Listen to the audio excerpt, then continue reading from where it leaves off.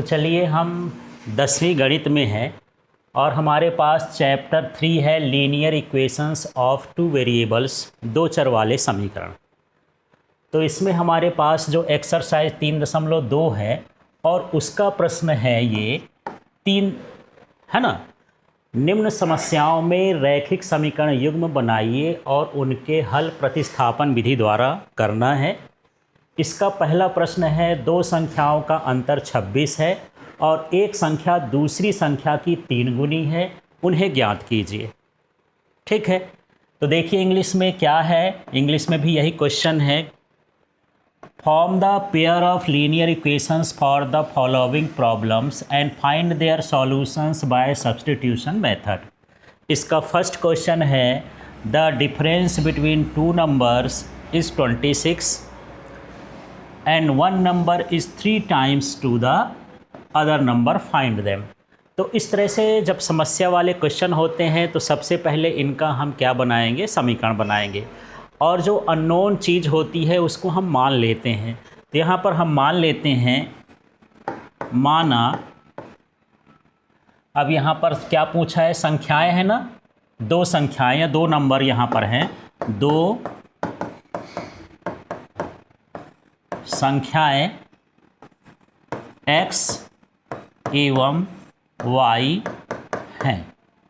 ठीक है, तो यहाँ पर इनको कंसीडर कर लेना है। अब इसकी प्रतिबंध देखना है। इसमें जनरली दो कंडीशंस होती हैं, दो शर्त होती हैं। यहाँ से यहाँ तक देख लें तो आपको समझ में आएगा कि दो संख्याओं का अंतर 26 है, उनका डिफरेंस 26 है।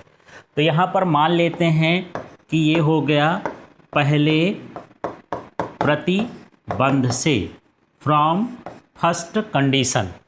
ठीक है, डिफरेंस का मतलब समझते हो, अंतर का मतलब क्या होता है, माइनस। तो x और माइनस y हम यदि कर दें तो ये कितना होना चाहिए, 26।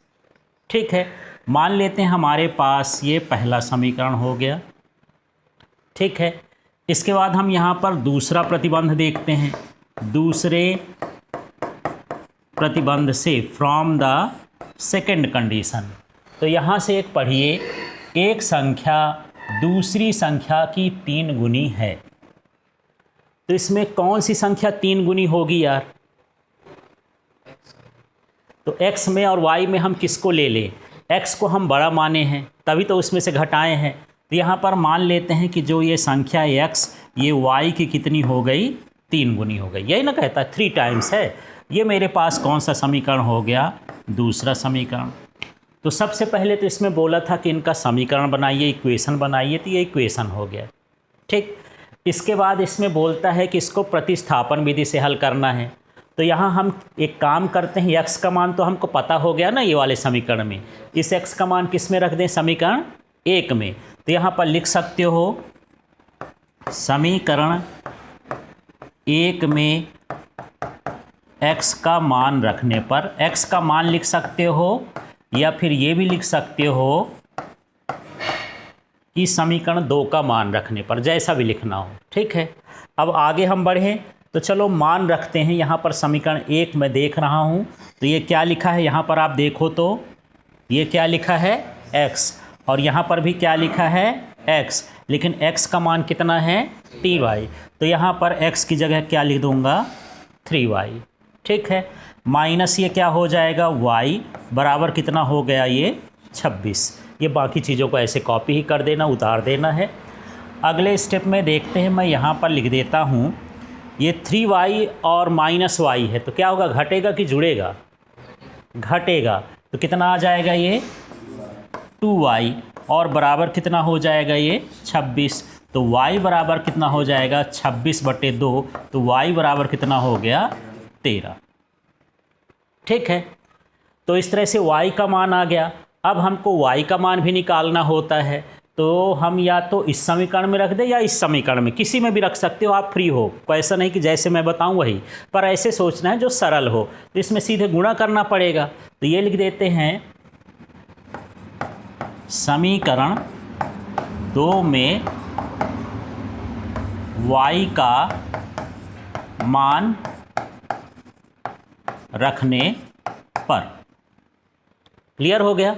तो चलो समीकरण 2 देख लेते हैं। यहाँ क्या लिखा है x, तो ये मैं लिख दिया x बराबर, फिर क्या लिखा है यहाँ पर, क्या लिखा है 3, फिर क्या लिखा है y का मान क्या है 13, तो ये मैं 13 लिख दिया ब्रैकेट में या इंटू करके, जैसा भी लिखना हो।